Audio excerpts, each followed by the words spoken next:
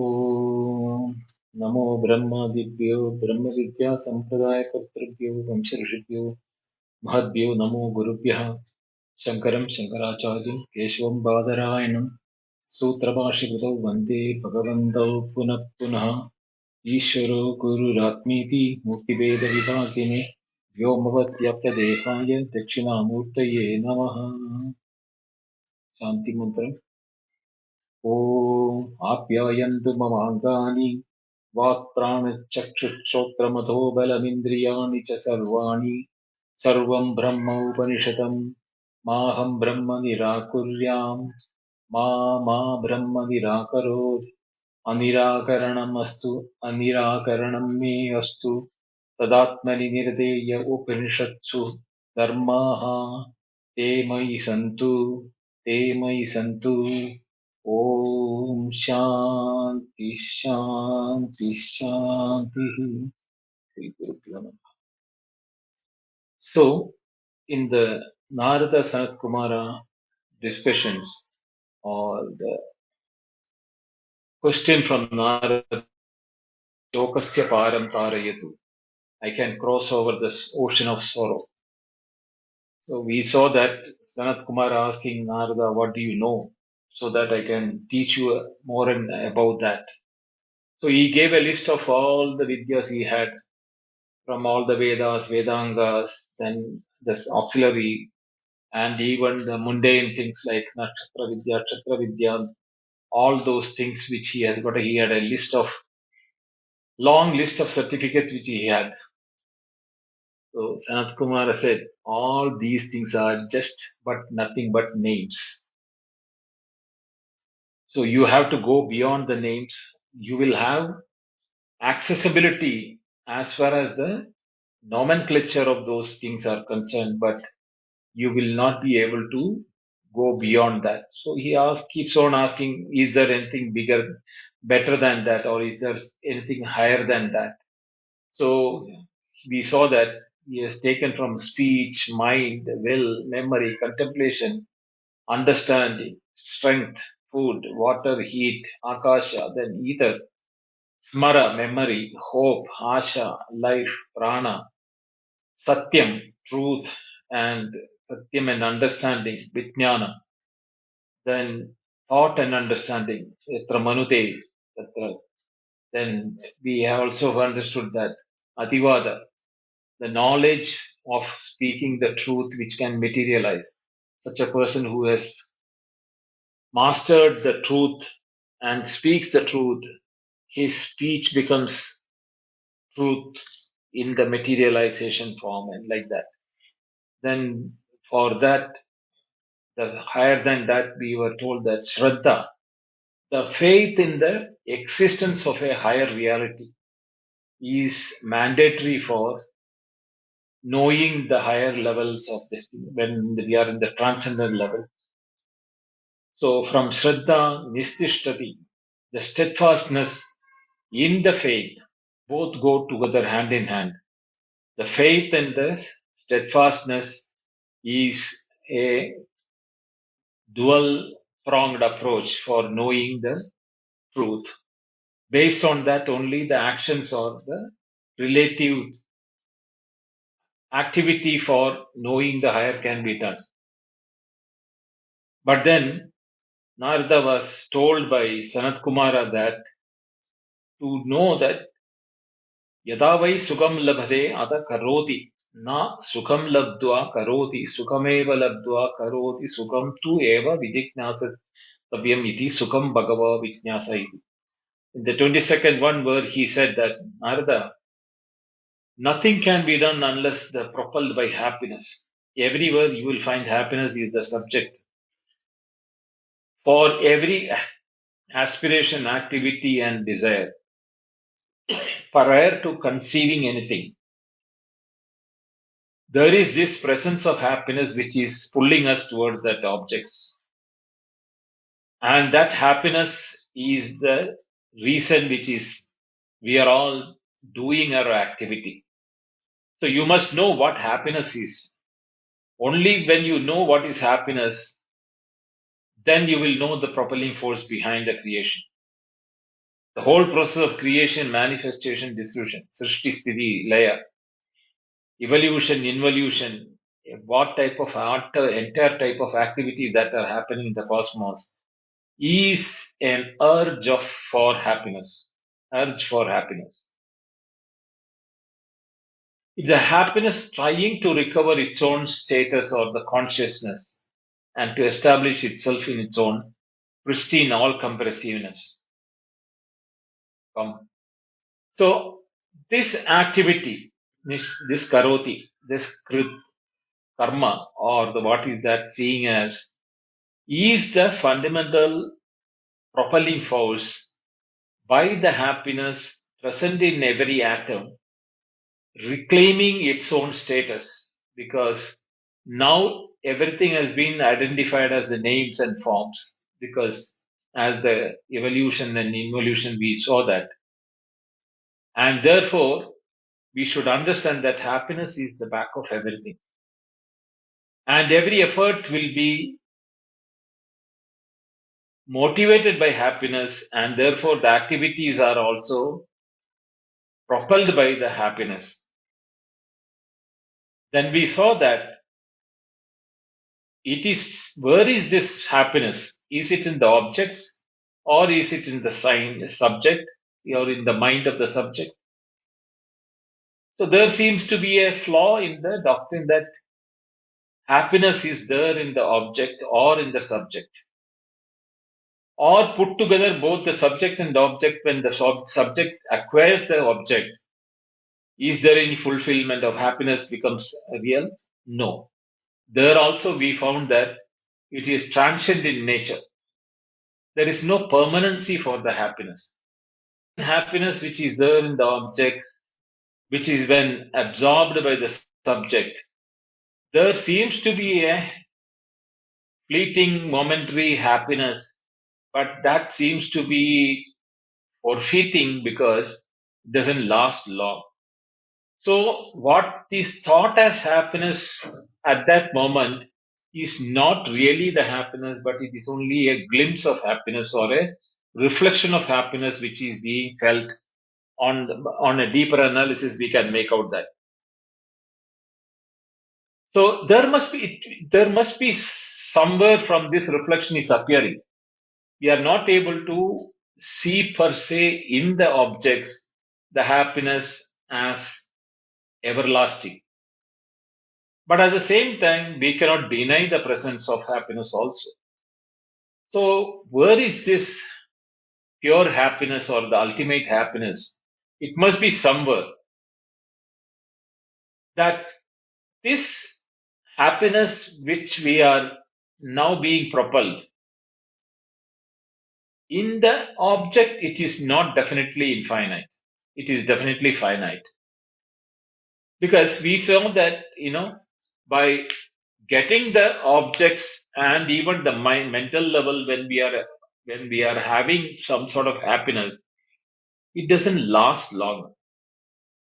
So finite object and finite subject cannot put together, cannot become infinite. Both being any number of finite you add together, still this doesn't become infinite nature.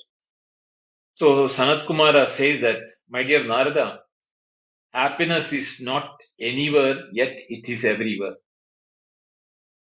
It cannot be pinpointed to one item or one place or one location, but it is in the completeness of the being that you can get that happiness, know the happiness.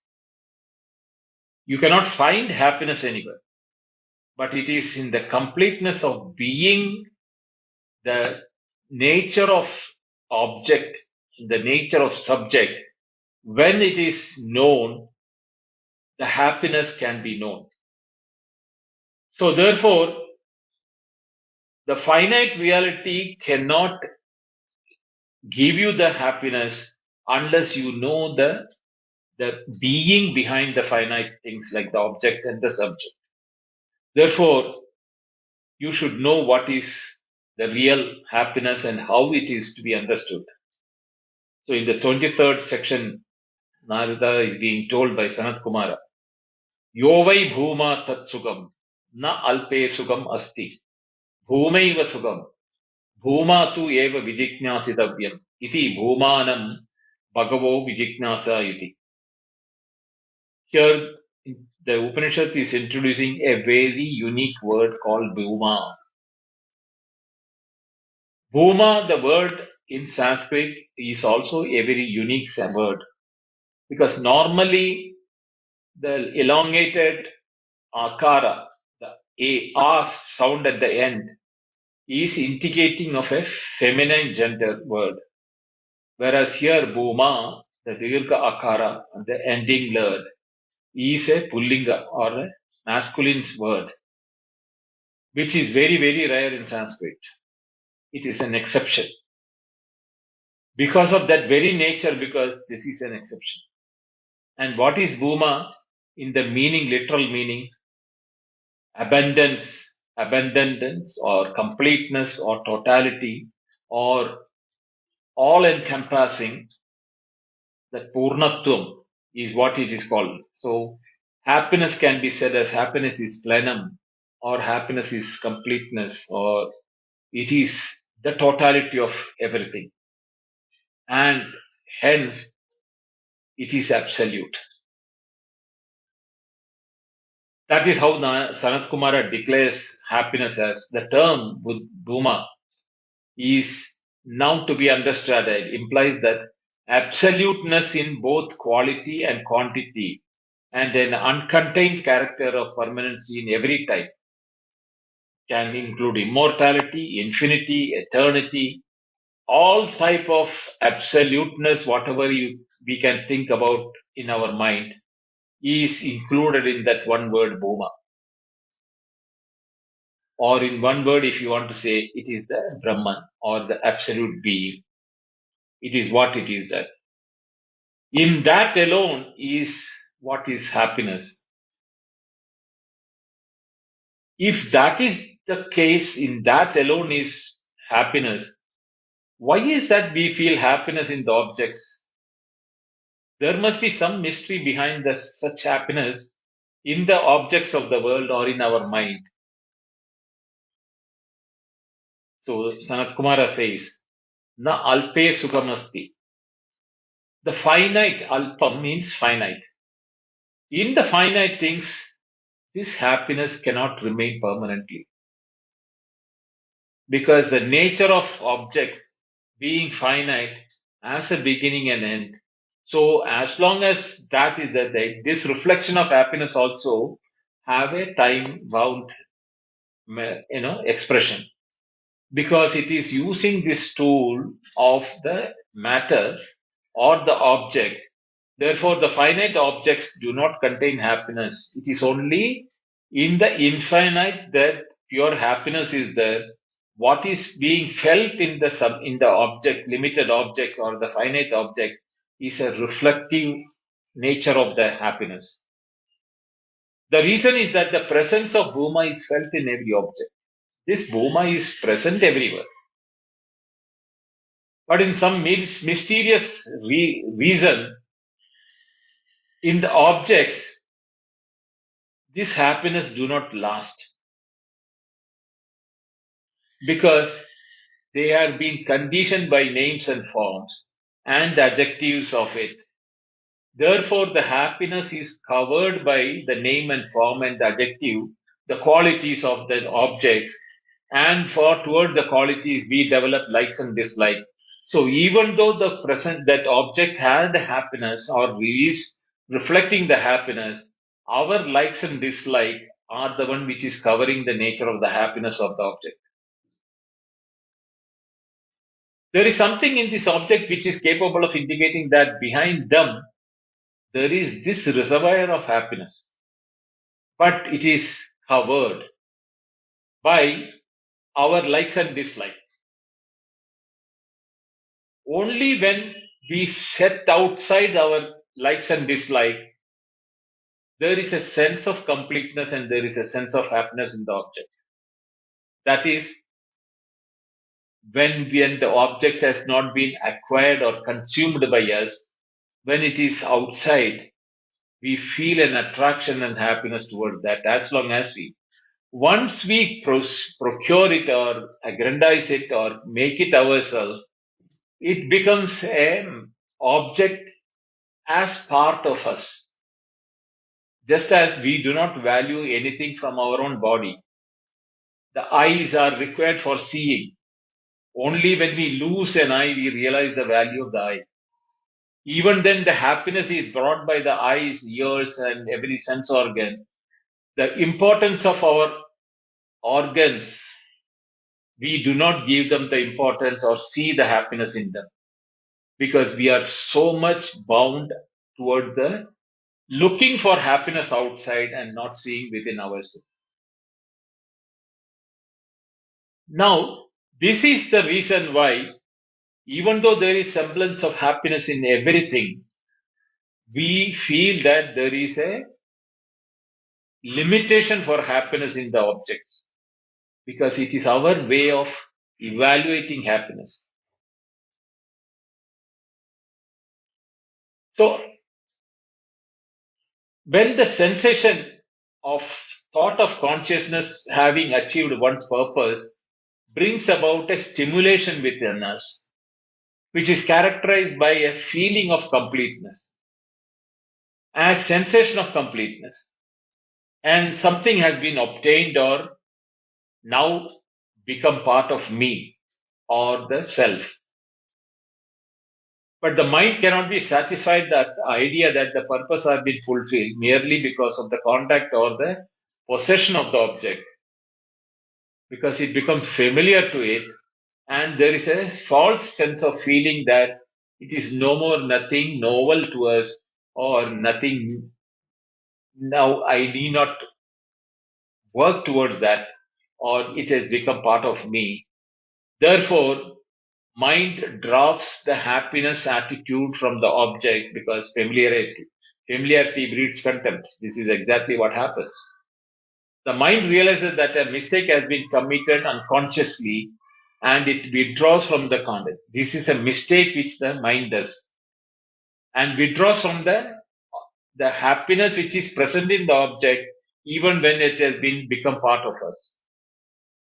And the mind then searches for some other sources of happiness. This perennial search for happiness external makes whatever has become ours less valuable and less source of happiness. So every experience of happiness in this world becomes passing, fleeting, transient, momentary, and momentary character in nature.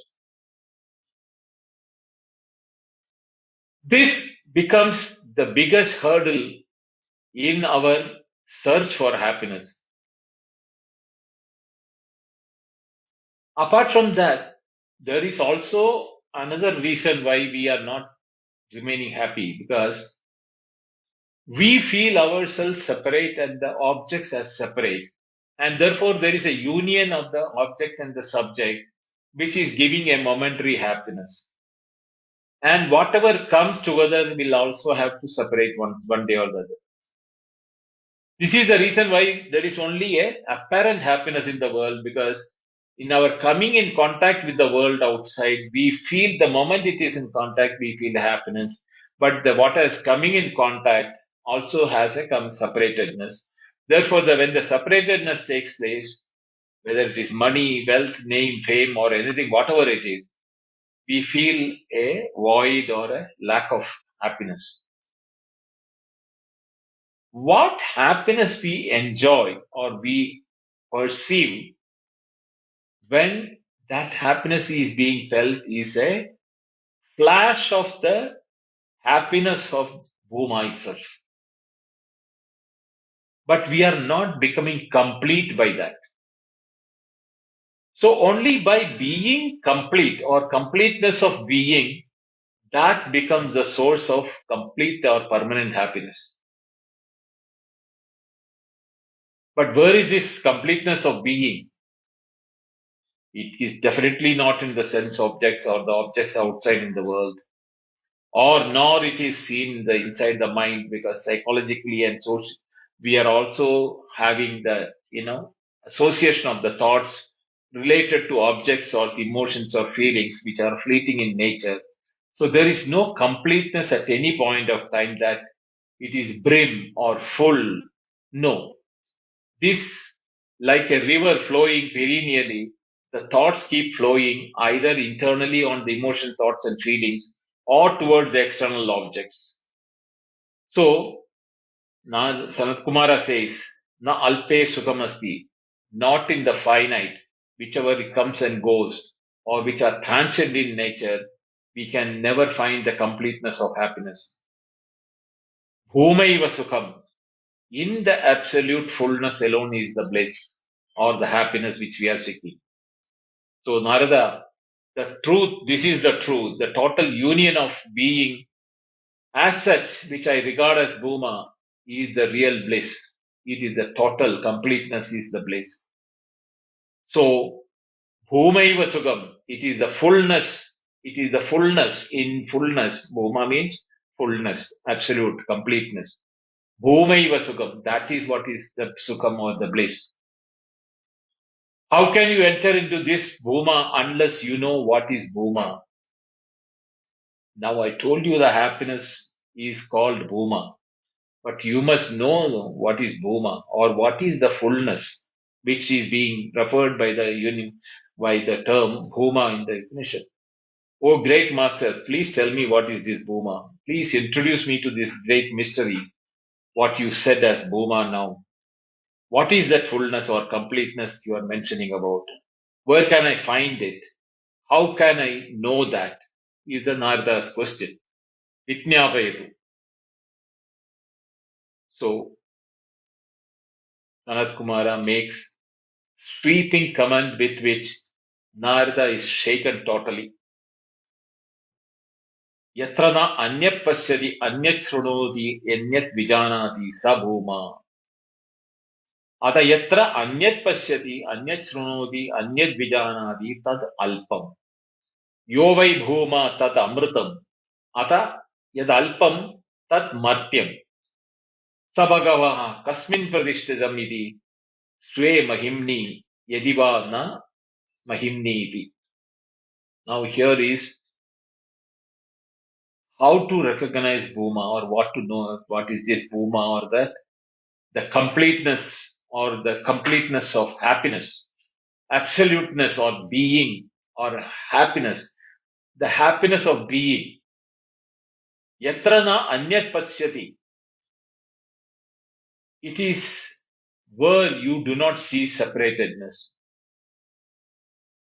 Other than you, you don't see anything else.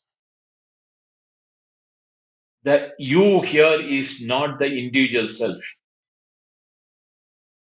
Your own nature in which you should know yourself first.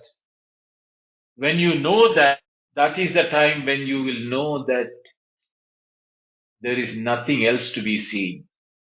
Yatrana anyat pasyati, anyat shrunoti. You do not hear anything other than yourself.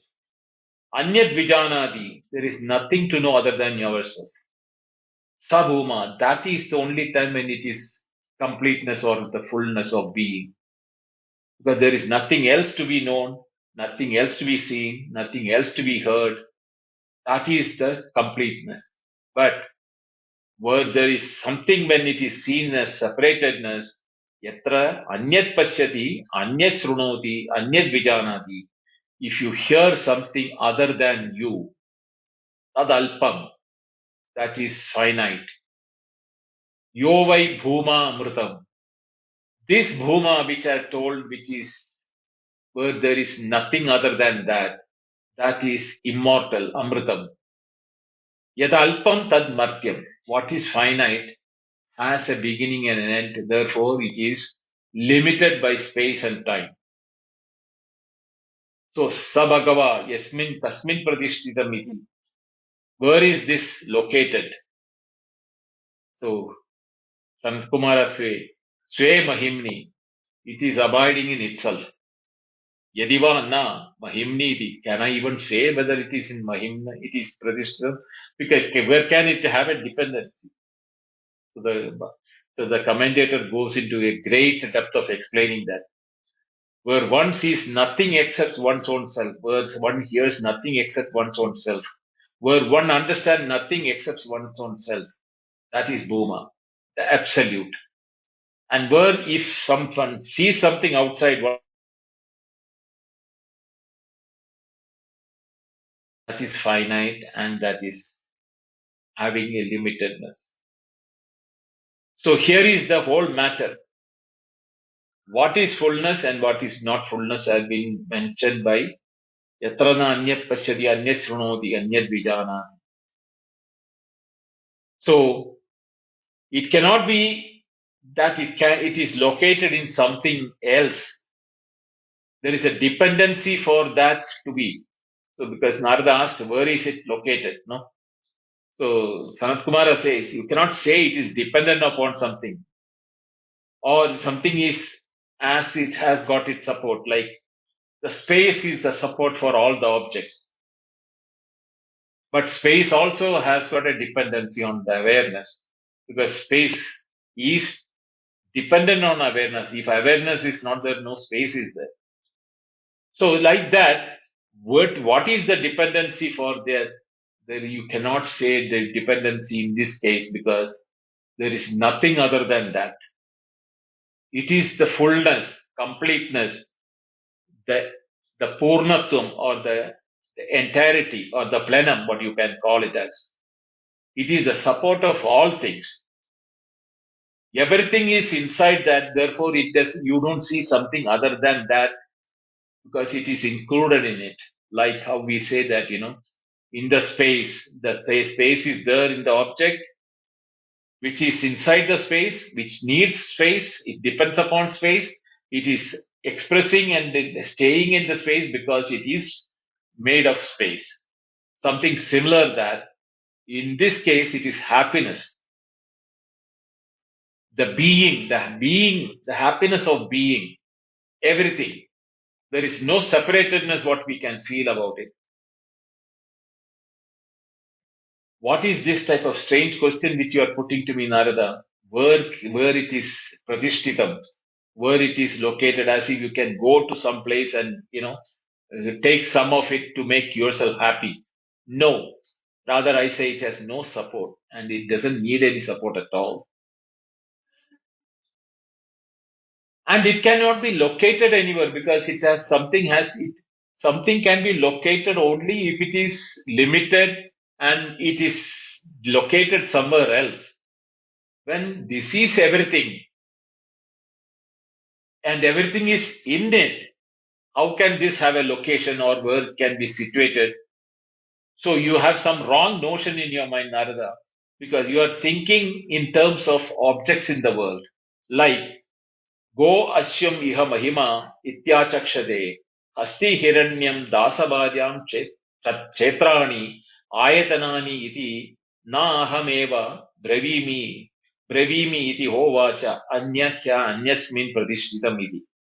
People in this world consider, cattle, horse, elephant, wife, child, property, and things like that as, as what you call the support or sustenance, things which are required for sustenance. There is nothing like that in which Bhuma can be supported. It doesn't require any support of anything at all. And we are talking now about something called absolute in sense. And you have in your mind that some things require some support later. So Narada, don't compare this with your limited mind as something which needs support from others. It is the support of everything. The relativity of things is the support of things is in the world, but not in the case of Bhuma. Bhuma is the support of everything. It is self-sufficient, self-supported, self-complete, and self-existent. It is the absolute of being, or absolute being. It is everywhere.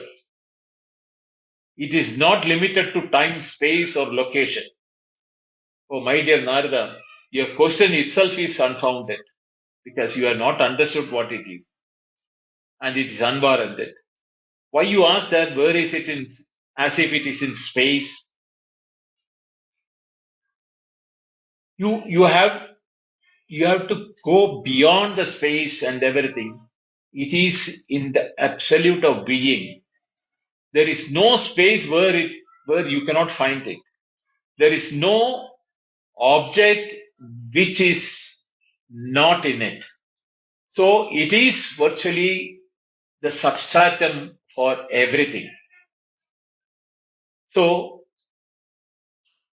explaining further, Sanatkumara uses even the locative terms like Sa eva adastat, sa eva uparishtat, sa eva paschat, sa eva purastat, dakshinatah, uttaranatah, sa evedam sarvamityadataha, ahankaradesha, evam ahameva adastat, aham uparistadeham, paschadaham, purastadaham, dakshinatadaham, aham uttarata, ahameva idam sarvamiti. If you look down below, you will find it. If you look up, you go up, you will find the go behind, go forward, go left, go right. There is there is no place where it is not there. Oh Narada, what can I tell you about it? The whole cosmos is filled by it. Or rather, the cosmos is in it. It is not merely feeling that it is everything or it is everything. All these things are that you see with your eyes and nothing but configurations of its own being. So when it is a statement of this nature, we are not capable to even contain such a knowledge in our mind. That is why in the other Upanishad says, Yato vacho nivartande aprapya manasasaha, because even mind cannot fathom that. But the moment when we say it is everywhere, it is there, right, left, no, top, bottom, everywhere, the it word implies a third person other than me. See, this is what the language has got a problem in communication. Yato vacho nivartante, because the words cannot explain that. Because the moment we talk about the Bhuma, Brahman, Atman, the tendency for the mind to conceive it is as something other than us. So it's in the third person nature, the way in which mind always grasps knowledge. It can never have the right method of knowing that it is me. To make that, the Upanishad now uses the word aham. So till now it is sa is adastat, sa uparishtad. Sa means that, it or it, in the third person. So when the ahankara adesha, it is not that egoistic. Ahamkara, this aham word, is now being used. Ahameva adastad, ahameva uparishtad, ahameva paschat, purastad, dakshinata, aham uttarada, aham edam idam sarvam. At least now stop thinking it as something outside you. Now think yourself as what I was telling as it, Bhuma, as an outside third party thing or third person thing. Replace it with aham. You are that. You are there. When you are everything, can you say you are in the right, you are in the left, you are in the top, you are in the bottom, or well, you are everything then. That is why aham eva idam sarvam iti. I am indeed is all these things which is being now said as objects. Atman in the subject is that which is identical with the Bhuma, that is cosmic or complete or fullness, plenum in nature. There is no distinction between when you say Bhuma as it and the Bhuma as aham. That the Atman and the Brahma are identity. That is why the word Ahankara Adesha, the Upanishad is saying that.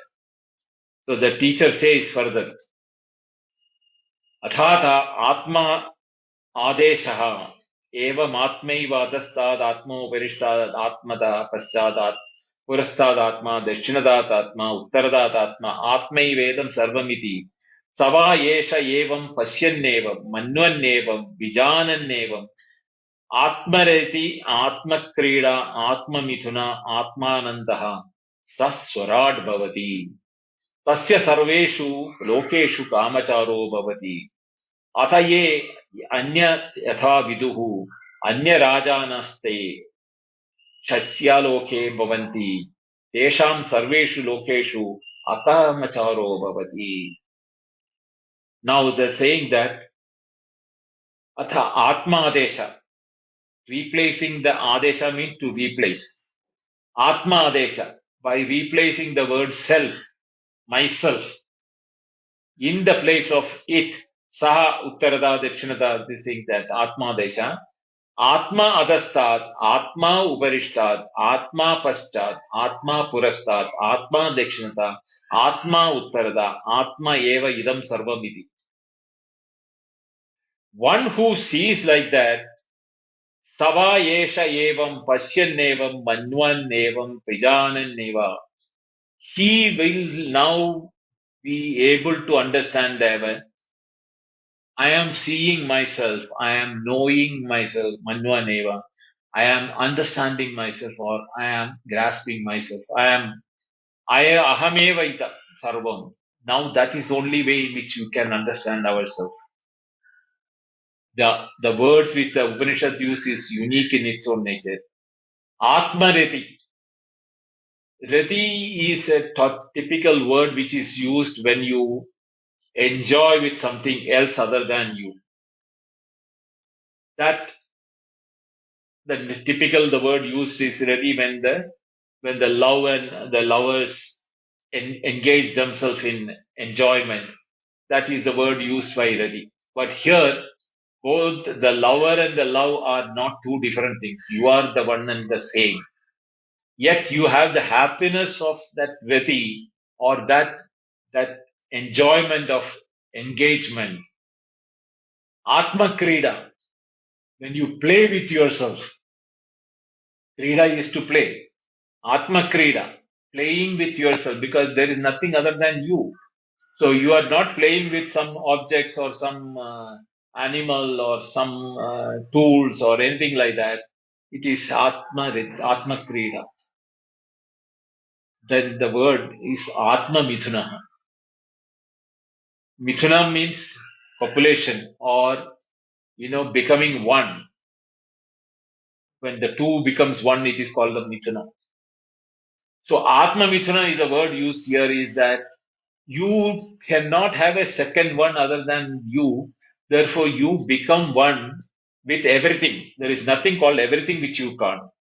And then when you have become everything, what is Atma Ananda? That is the time you are in the brim of happiness because you have become the happiness. What now till has been told as Bhuma is now your nature. You have become Atmananda. And when you are Atmananda, Saswarad Bhavati, you become the monarch of your own world because you are everything. Everything belongs to you. You are the controller of everything. You can decide what you want to do. There is nothing which is not under your control. That Swaraj means Raj. Swaraj means self. It is the monarch, the king by himself. Tasya sarveshu lokeshu kamajaro bhavati. There is no world he is not accessible to him. He is accessible in all the worlds, whichever can be thought about, or whichever he wants to enter, or wherever he wants to go. Therefore, kamacharo bhavati. He can move freely from whichever realm he wants to do, whether in the waking world or dream world or deep sleep world. The movement is not controlled by something else. You are the master. You know what to enjoy. Whether you want to enjoy the waking world, dream world, or deep sleep world, you have absolute control over it. You become the monarch. You become the king of yourself. You are no more at the mercy of your sense organs. You are no more at the mercy of your intellect. You are no more mercy of your mind. You are the king of everything. The happiness of such a person cannot be put into words. So the Upanishad use these words like Atmarati, Atmakrida, Atmamitra, Atmananda. Athaye, then now suppose if it doesn't happen, that is what now the Upanishad is going to say. Athaye anyatha viduhu, anyan rajanaste, shayaloke bhavanti, tesham sarveshu lokeshu, akamacharo bhavati. If you cannot grasp and understand this, viduhu, anya rajanaste, you will be at the mercy of others. Rajana Raja here means one who controls. The king is the name, is the main. But here the word Rajana means one Rajate, one who controls you. Anya Rajana Haste, they will be controlling you. Shayyaloke. And it will be a world where it will be diminished. You will be torn between by the controls coming from the sense organs, the mind, the intellect, your bodily fatigue, your emotional fatigue, your mental fatigue. All those things will be eating away your being or your energy and everything. Tesham sarveshu lokeshu. In whichever world they go, or such a person goes, akamacharo bhavati. He has no freedom to move around yateshtam as he wishes because he is being controlled by the Anya Raja's state. Therefore, you have no way you can get that happiness which you have been now looking for. Atma Swarajya, the universal lordship, is the only which will place you in the brim of happiness or in the plenum of happiness. That is why one who possesses cosmic freedom, in the sense that there is no place in the cosmos where he cannot access, and wherever he wants, he wishes, he reaches because he is everything. There is nothing which he can wish outside him because everything is within him. Therefore, this is what the Upanishad calls Swarat, means he is the king of himself. And in the last section, Sanatkumara says, Tasyaha evam etasya evam pasyataha evam manvan yasya evam vijanataha atmataha pranaha atmataha asham ataha smaraha atmataha akasha atmataha teja atmataha apaha atmataha avibhava tirobhava atmataha annam atmatoho balam atmatoho vijnanam atmatoho dhyanam atmataha chitta atmataha mataha sankalpa atmataha manaha atmatoho vag atmatoho nama atmatoho mantra atmataha karmani atyataha evam sarvam iti. Whatever have been the listed out till from the nama, from the beginning till now, Sanatkumara says that everything is from this Atma only. To such a blessed person, everything arises from his own self. He does not have to do anything or go anything, do things, but things come to him as if, because there is no verity. The ocean doesn't go to the river, nor the river goes to the ocean like that. The water is there in the river, in the ocean, but we feel that, the river goes to the ocean, but actually speaking, there is no difference because it is water all the time. Whoever is endowed with this great experience, this knowledge, this possession of wisdom, for such a person, everything has been mentioned in graduation in categories, right from the first one which we said, Nama, going up to the point where it arises automatically from the stage by stage, from the from the transactional world to the transcendental world, and beyond all those things, Akasha, Teja, Vayu, Apaha, and even in the transcendent world like Smara, Asha, etc. All those things are under his beck and call because he is the Samrat, he is the king of everything.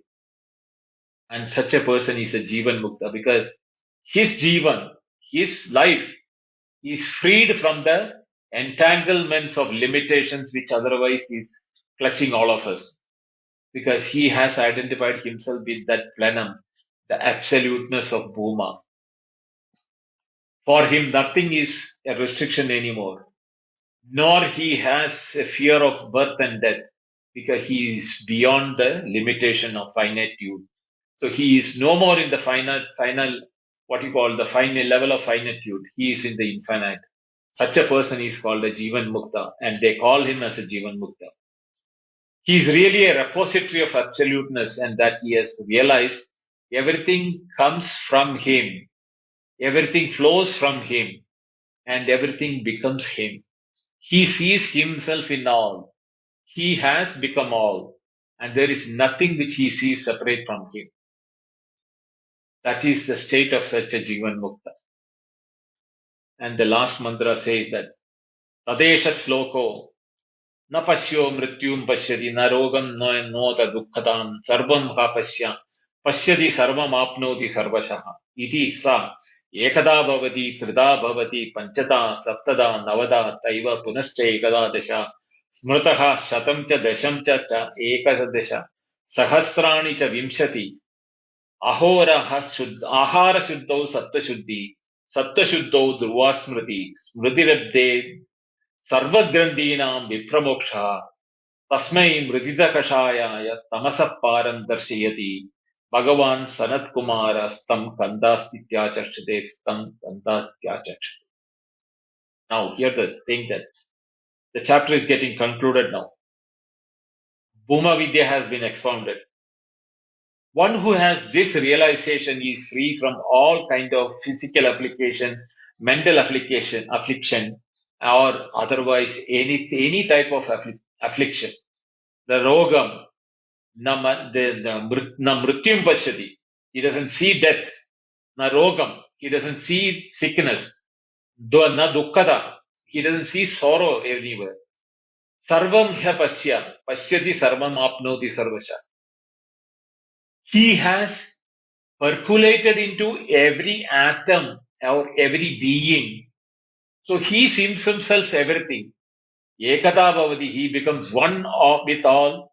He becomes trida bhavati, if you want to say that. Teja, apaha, annam, if you want to divide it that way, trida bhavati. Panchada bhavati, if you want to say akasha, vayu, agni, tejo, vayu, prithvi, all these panchabhutas. Saptada, Navada, that list is unending. Even millions and millions, if you want to say, they are mere numbers because he is everything. So in him, numbers have no relevance at all. Then Sanatkumara says, Ahara Siddho Satta Shuddhi. Ahara means whatever we are consuming. The purity is because he is all. Ahara Siddho Satta Shuddhi. He has nothing other than him, which is Shuddham and Ashuddham. What is called pure and impure? If anything other than me, I can say it is impure. But if I am there, everything is pure. I cannot have something pure and impure in that because I am everything. Therefore, Ahara Shuddho Satta Shuddhi, and one who knows that way that whatever I am consuming is myself, the what is coming through the eyes, ears, nose, touch, smell, taste, and the inner organs of mind, everything is myself. And therefore the purity is that I am the one which is, there is nothing other than me, there is nothing impure to declare impure from me. Satyashuddho Dhruva Smriti, his memory or his remembrance is in its pinnacle, Dhruva Smriti, due to that purity. Smriti labde sarvagrandhinam vipramoksha. When this dawns on such a person, sarvagrandhinam vipramoksha, all type of bondage which he was otherwise thinking that, the mental bondage, the psychological bondage, the physical bondage, all these type of bondages, vipramoksha, instantaneous release is happening. Tasmai, to him, mrididakashayaya tamasa param darshayati. To such a person, there is no ocean of sorrow at all. Because even the ocean of sorrow is a misnomer because he is himself everything. So there is no alpe na sukhamasti. No? If you see there is a finitude, then only the limitedness and the sorrow can come. When you have become the infinite and everything is included in it, there is nothing which is to cross over. You have become everything. So where will you cross over? So Atmavit Atmaiva Bhavati. So when one who knows this as his known nature, Atma Swarupa, and for him there is nothing outside him. So he has crossed over the Atma, the Dukkham, by knowing that there is no other than thing himself everything. Dvidiyad vai bhayam bhavati. The Upanishad says, from the second we can get a fear because the other one can limit us, or we are limited by the existence of something other. When there is nothing other than us, there is no way in which any limitation can be impounded on me or brought into me. Therefore, there is no way I need to cross over to anywhere to get the happiness. Tamasa param darshayati Bhagavan Sanatkumara. This is the way in which Sanatkumara has shown the plenum of happiness, the absolute of happiness or absolute of being, where there is etrana anyat pasyati, anyat srunoti, anyat vijanati. Sarvam apnoti sarvasaha. He is percolating everything every time and any time. There is no time and space where he is not there. There is nothing which is outside him. Such a person is the being, the absolute being, the Purnamada Purnamidam. That Purnatvam is what is his nature is that. Sanatkumaran, thus Skanda ityachashade, Skand ityachashade. As the Upanishad is closing, it repeats mostly the same word. The Skanda is used here. The Skanda has different meanings for it. The word meaning which is used in this Upanishad is that one who has crossed the ocean of sorrow, jumped into the absolute, across the phenomenality of life, to that divine person is our descent. He is Skanda. Skanda means he has reached the absolute and he takes us to the absolute. He is shouldering us.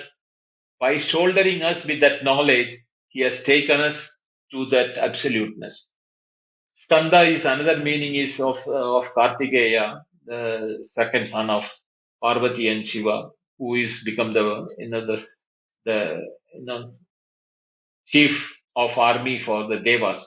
But here we are not taking that meaning. Here we are taking the man, the one who has reached absolute. Skanda here means the absolute, and one who takes us to the absolute by shouldering us, carrying on his shoulder and taking to that realm of plenum, absoluteness, is he called the Skanda.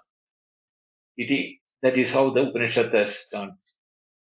Om Apyayantu Mamangani Vakpranachakshushotramato Balamindriyani Cha Sarvani Sarvam Brahma Upanishadam Maham Brahma Nirakuryam Ma Brahma Nirakarod Aniragaranamastu Aniragaranam Me Astu Tadatmani Nirdeya Upanishadsu Dharmaha Te Mai Santu